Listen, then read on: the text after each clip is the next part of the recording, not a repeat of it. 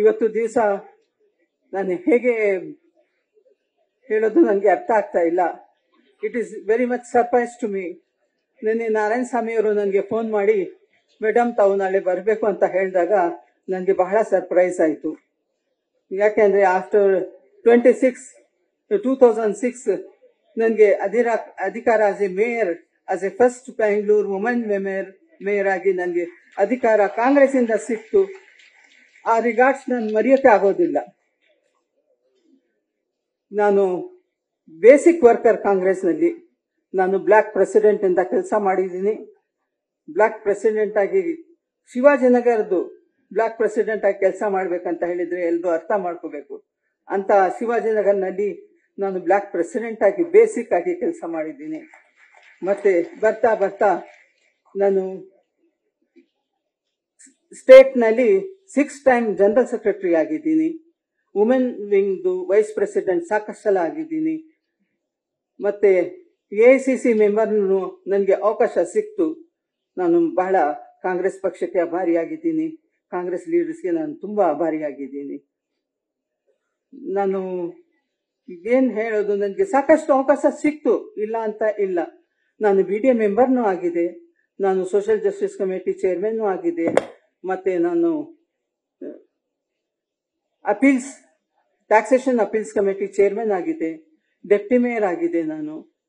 ಆಮೇಲೆ ನನಗೆ ಮೇಯರ್ಶಿಪ್ನು ಸಿಕ್ತು. ಅದು ಬೆಂಗಳೂರು ಹಿಸ್ಟ್ರಿನಲ್ಲಿ ನಾನು I am the only woman minority mayor. ಈ ರಿಗಾರ್ಡ್ಸ್ ನಾನು ಮರೆಯಕ್ಕೆ ಆಗೋದಿಲ್ಲ. ಇಂಥ ಅವಕಾಶ ಇಷ್ಟೋ ಗಂಡಸರು ಇದ್ರು, ಆದ್ರೂ ಸಹ ನನಗೆ by the grace of God, with the help of Kharge ji, with the help of Dharam Singh ji, ಮತ್ತೆ ಗುಲಾಂ ನಬಿ ಆಜಾದ್, ಅವಾಗ ಅವರು ಸ್ಟೇಟ್ ಜನರಲ್ ಸೆಕ್ರೆಟರಿ, ಇವರೆಲ್ಲ ಸೇರ್ಕೊಂಡು ನನಗೆ ಮೇಯರ್ ಅವಕಾಶ ಕೊಟ್ಟರು.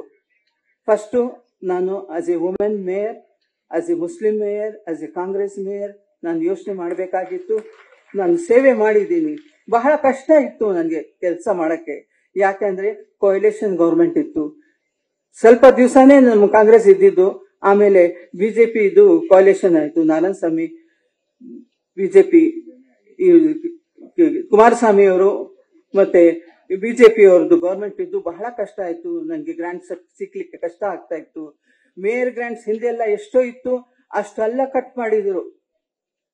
ಫಂಡ್ಸೇ ಇರ್ತಾ ಇರ್ಲಿಲ್ಲ ನನಗೆ ಕೆಲಸ ಮಾಡಕ್ಕೆ. ಆದ್ರೂ ಒಂದು ಧಕ್ಕೆ ತರಬಾರ್ದು, ನಮ್ಮ ಪಕ್ಷಕ್ಕೆ ಧಕ್ಕೆ ಬರಬಾರ್ದು ಅಂತ ಹೇಳ್ಬಿಟ್ಟು ಬಹಳ ತಳ್ಕೊಂಡು ನಾನು ಕೆಲಸ ಮಾಡಿದ್ದೀನಿ. ನಾನು ಸರ್ವಿಸ್ ಮಾಡಿದ್ದೀನಿ.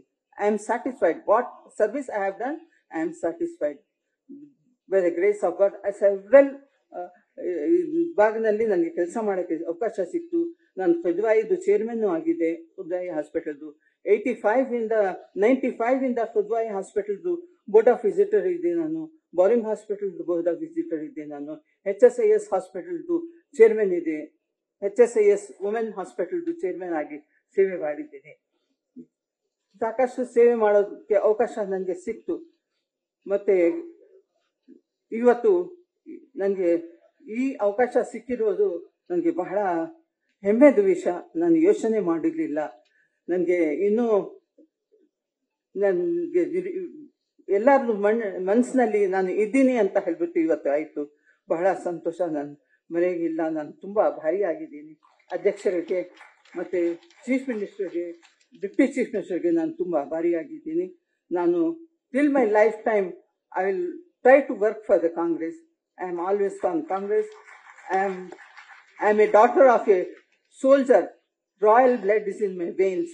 My father in signal, he was a signal engineer.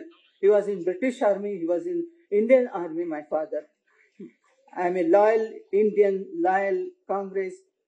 I will work for, till my lifetime, I will work for Congress. Whatever opportunity I will get or not, I will be for the Congress. I will always work for Congress. I am very much thankful to each and everybody.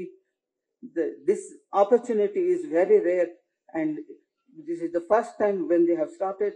They have elected me, they have selected me, and they have felicitated me. I am ಬಹಳ ಆಭಾರಿಯಾಗಿದ್ದೀನಿ. ಇಷ್ಟು ಹೇಳಿ ನಾನು ಮಾತು ಮುಗಿಸ್ತೀನಿ. ನನಗೆ ಅವಕಾಶ ಕೊಟ್ಟಿದ್ದಕ್ಕೆ ಎಲ್ರಿಗೂ ತುಂಬ ಥ್ಯಾಂಕ್ಸ್. ನ್ಯೂಸ್ ಫಸ್ಟ್ ನಿರ್ಭೀತಿಯಿಂದ ನಿಮ್ಮ ಪರವಾಗಿ.